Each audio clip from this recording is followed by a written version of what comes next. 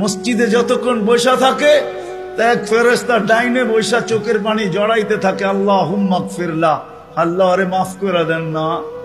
আল্লাহ বলে তোরা তো আইলো গেল কি, আপনার ঘরেই তো বয়ে রয়েছে, আমাকে জিজ্ঞাসা করেন কেন তোর দিলে এত ব্যথা কেন? আপনার ঘরেই তো বয়ে রয়েছে, বন্দা তো আপনারই সৃষ্টির সেরা, তো আপনিই বানাইছেন। ও যদিও না কান্দে তো আমি ওর পক্ষ হয়ে একটু কান্দতেছি, অসুবিধা কি? আরেকজন বলে আল্লাহুম্মা আরহাম আলাইহি, আল্লাহর উপরে দয়া করেন না। আপনার ঘরে বসে রইল, তারপরে যদি দয়া না করেন তো বাজারে গেলে করবেন, ওটা তো দয়ার জায়গাই না।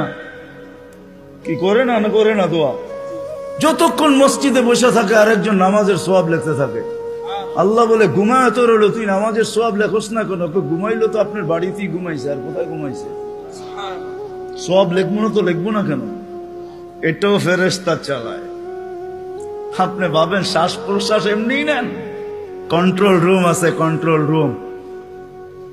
হ্যাঁ, হাবায়েক ফি আখবারিল মালায়েক কিতাবে আছে, জালালউদ্দিন সুয়ুতী রহমাতুল্লাহ আলাইহি লেখা। যখন শ্বাস নেই তো ফেরেশতা বলে আল্লাহ আমসিকা ওয়াতরুক, বন্ধ করে দিব না খোলা রাখবো? আল্লাহ 1,60,000 বার মেসেজ থ্রো করে, অটো উতরুক আলী আবদি আজাল, খোলা রাখ, সীমা রেখা দেওয়া আছে। যেদিন সীমা রেখায় আসবে ওই দিন বলবো টানবো তো আর ছাড়তে দিবি না, ছাড়বো তো আর টানতে দিবি না। বিনা দ্বিধায় 1,60,000 বার শ্বাস প্রশ্বাস নিতেছি। আসেন একটু ভাবি। সুর তো আমার কাছে নাই যে আমি আপনাদেরকে পাগল করব।